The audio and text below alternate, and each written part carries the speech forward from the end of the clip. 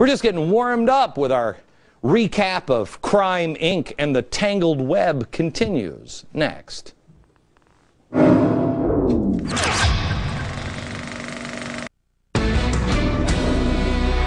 right.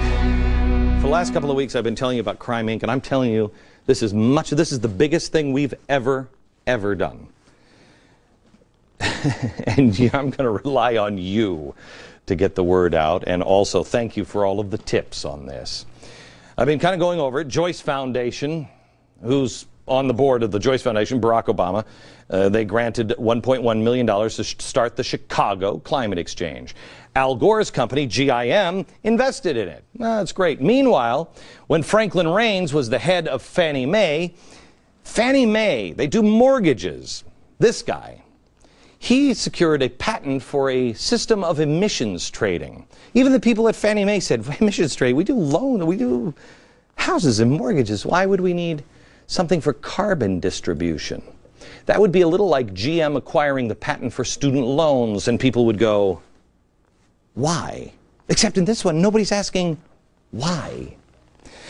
Raines left. He left in disgrace because he was cooking the books for bonus money. He walked away with $90 million. So you can't just have him discredited. No. You need to clean his image up. If I told you that Bernie Madoff was with the president today, you'd say, that's crazy, that's outrageous. Guy who left in disgrace, went to jail. Here, if I said he was at the Business Council with the President of the United States and all these credible business people trying to fix the economy, play this tape, you'd say I'm crazy. Bernie Madoff isn't there. No way. You're right. You're right. Bernie, stopped the tape. Bernie Madoff was not there, but Franklin Raines was. How? Why? In a room full of credible business leaders, the man has been washed clean. After all, he's now on the board of Enterprise Community Partners, which he asked Joyce Foundation for money to start up another green group called Emerald Cities. Now Emerald Cities is a group all about making our cities green. And the Emerald board members, oh, they're great. SEIU, AFL-CIO, Green for All, Van Jones program. And let's follow the yellow brick road all the way to peek behind the curtain, and we find the wizard. The wizard. Not just Crime Inc., the whole damn thing. Joel Rogers, he's the latest. We may find several layers behind him, but he is an interesting character. He started the Apollo Alliance that wrote our stimulus bill.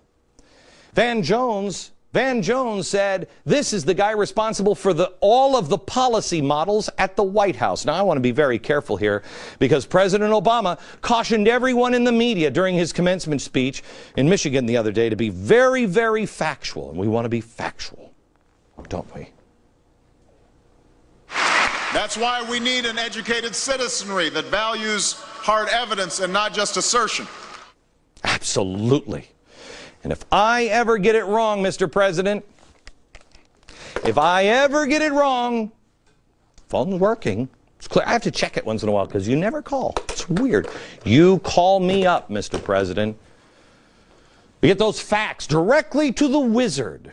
Find out what this whole green movement is about. Let's get the facts from him. The environment and the green movement from the wizard himself. That you could eliminate every power plant in America today, and you could stop every car in America. Take out the entire power generation sector, take out all of the transportation sector, and you still wouldn't be anywhere near 80% below 1990 levels. You'd be closer to 60%. You'd be at around 68%. And that's bringing the economy to a complete halt, basically. Then why are we saying that's what we should do? By the way, if you think he sounds like Van Jones, no, you'd be mistaken. Van Jones sounds like Joel Rogers. He's the source of this greening the economy hoax. You just heard him admit it. There's no assertions here. No. That's him saying you can't get to that number. You can stop the economy. Facts, like the president suggested. He's admitted this isn't about saving the planet because you can't do that. We could kill the economy and not help the planet. This is what? What is it about? Ridding ourselves of the evil free market. Oh, Joel. You guys are so bold, and you've just whipped the media into little trained puppy dogs. I'm going out swinging, my man. I'm going out swinging. I'm not a little trained puppy dog. You shouldn't have said the things that you've said on tape, because I've got days of stuff on you. All about controlling the economy and how bad and wicked the free market system is. And none of it really makes sense if you put it all together with what you're telling us through the White House. It's weird. All of these progressives are joined together in an effort to transform America. Union thugs, professors, the wizard, former union thugs like Stern, anti-capitalists like the National People's Action Director George Gale. I mean, I'm gonna be at the Time 100 list thing tonight with Ron Bloom, the guy who agrees, of course, mainly with Mao, that power comes from the barrel of the gun and the capitalist system is nonsense. Yes, all of these people, and the President of the United States. It's a huge, tangled, complicated criminal syndicate. And no one can stop them acting alone. Fortunately, we have our own connection. We're Americans. A vast, vast majority, Democrats, Republicans, all of us. We don't want our country transformed. We want it restored. I am asking you. We are doing an awful lot of hard work, and quite honestly, we're putting ourselves at risk to bring you this information. These people don't take kindly to this. Join us as we continue to expose Crime Inc. Back in a minute.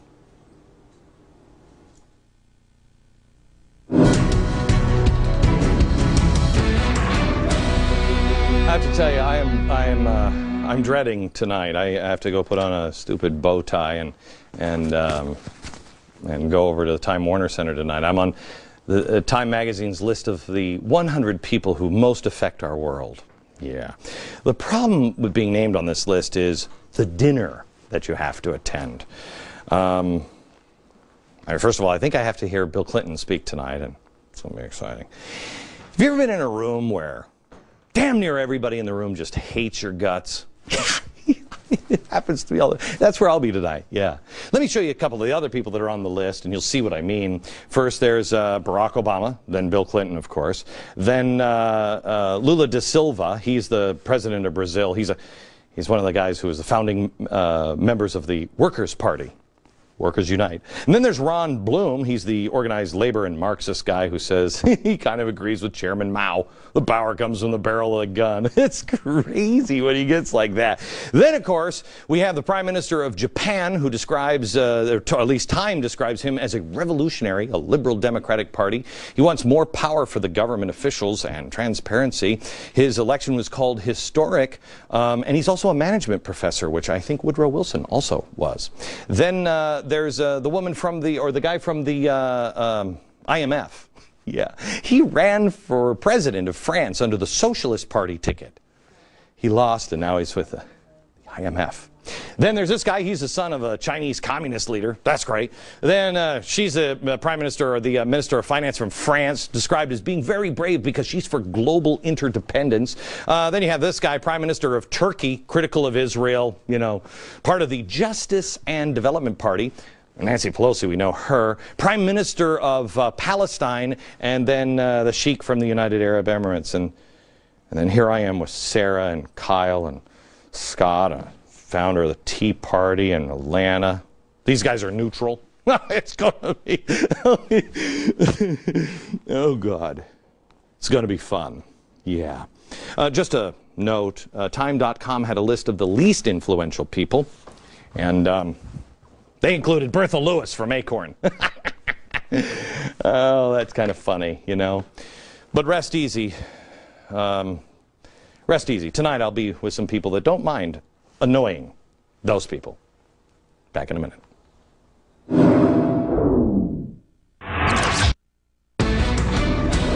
We've got a great week of shows for you. Friday is George Washington, full hour on George Washington that you don't want to miss. Grab the kids, tell everybody about it. And on Thursday, a full hour with legal immigrants. Yeah, you want to hear theirs. Good night, Gandhi, from New York. See you tomorrow.